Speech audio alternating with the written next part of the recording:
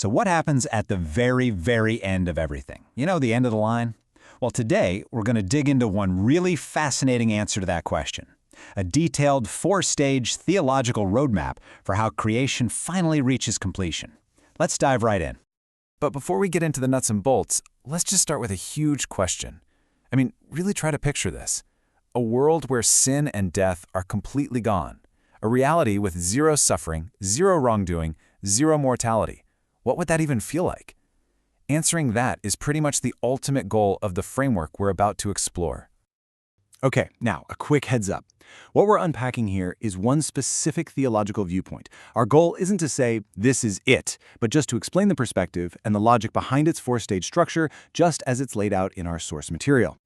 All right, so stage one. Where does this whole process kick off? Well, it starts at a place that's probably pretty familiar, the cross. But in this framework, its job is super specific. It's seen as the very thing that perfects our free will, solving the problem of sin right at the source. And this idea really hinges on this passage from Colossians. You see how it frames the cross not just as forgiveness, but as reconciliation, as making peace. This viewpoint sees it as the ultimate, undeniable demonstration of God's nature, and that one act sets the stage for everything else that's about to happen. So here's where we get this fascinating chain of logic. The argument goes like this. The cross reveals God's love and justice so profoundly, so completely, that when we finally get it, we can't help but truly love God in return. Now, this isn't a forced love, it's a genuine response.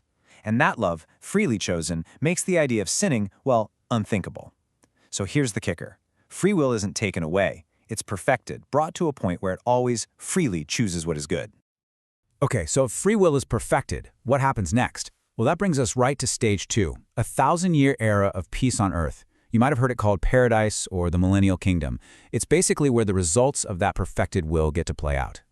And the source material is super specific about this. 1,000 years. This isn't just some random number, it's meant to signify a long, stable, peaceful period of total restoration. And during this time, a key player is taken off the board. Satan, the tempter, is said to be completely locked away. The logic here is pretty straightforward, kind of like dominoes falling.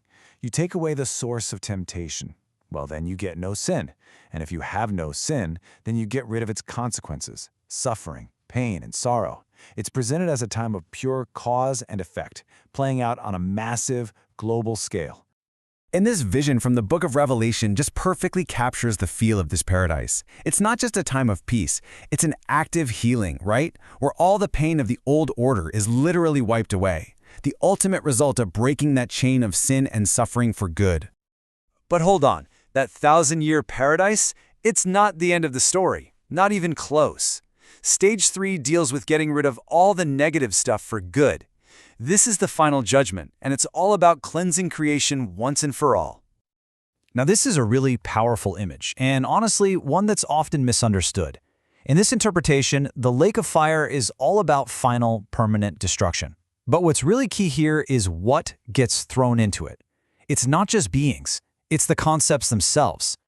So the whole point of this judgment, at least in this interpretation, isn't really about punishment. It's more like a final cosmic cleanup.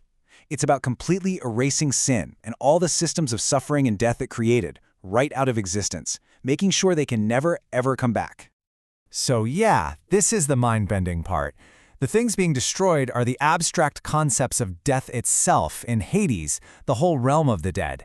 This isn't about burning up a physical place. It's about eliminating the very possibility of dying and the state of being dead.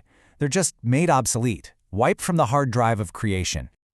And that, finally, brings us to stage 4, the ultimate state of being. After sin, death, and all their baggage are totally gone, creation can at last enter into what the source calls a state of perfect rest, the final chapter. And this passage from 1 Corinthians really captures the final moments of this whole epic process. The Son, having done the work, having defeated every enemy, including death itself, hands the now perfected creation over to the Father. You can almost see it as the successful completion of a grand cosmic mission. So you get the picture, right? The possibility of sin is gone. The reality of death is destroyed. The Son's role as the king and conqueror of this created order is officially done. The restoration project is complete. Creation is finally, totally, perfectly whole. So let's just run through that one more time. The whole journey has 4 main stages. It all starts at the cross, which perfects free will. That kicks off a 1,000-year paradise without any suffering. Then comes the final judgment, which eliminates death itself. And it all leads to a final state of rest, where the perfected creation is handed back to the Father.